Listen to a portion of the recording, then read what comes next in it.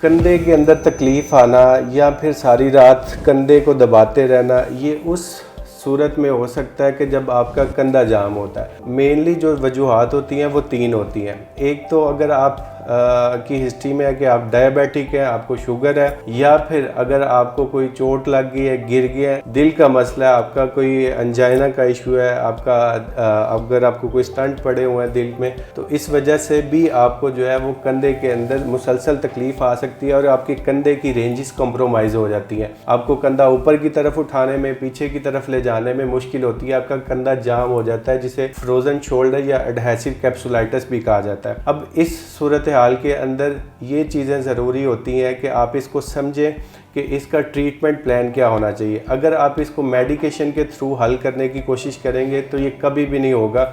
Just आप उस pen को सप्रेस करेंगे, ना कि आप उसके बेसिकली उसकी रूट कॉज को ट्रीट करेंगे। इसकी रूट कॉज को ट्रीट करने के लिए ज़रूरी है कि हम पेन मैनेजमेंट के अप्रोच की तरफ ना जाएं, बल्कि सबसे पहले हम इस चीज़ को देखें कि आपके कंधे की जो रेंजेस जो कि रिस्ट्रिक्टेड हो चुकी हैं, उसको कुछ मोडेलिटीज़ के थ्रू और फिजियो के थ्रू उसको मोबाइल करके आपके कंधे की रेंजेस को वापस दोबारा बहाल किया जाए। अगर जब आपके कंधे की रेंजेस बहाल हो जाती है तो उसके बाद आपका पेन ऑटोमेटिकली जाना शुरू हो जाता है। लेकिन इन दैट केस अगर आप मुसलसल दवाइयों के थ्रू उसको कम करते रहेंगे तो आपके कंधे की रेंज जो है दिन ब दिन कम होती जाएगी, और जब आप मेडिसिन छोड़ेंगे तब तक आपके कंधे की हालत मज़ीद बद से बदतर हो चुकी होगी। तो अगर आपको इस तरह के किसी भी मसाइल को फेस कर रहे हैं तो आप नीचे दिए गए कॉन्टैक्ट नंबर पर रब्ता कर सकते हैं। Thank you so much.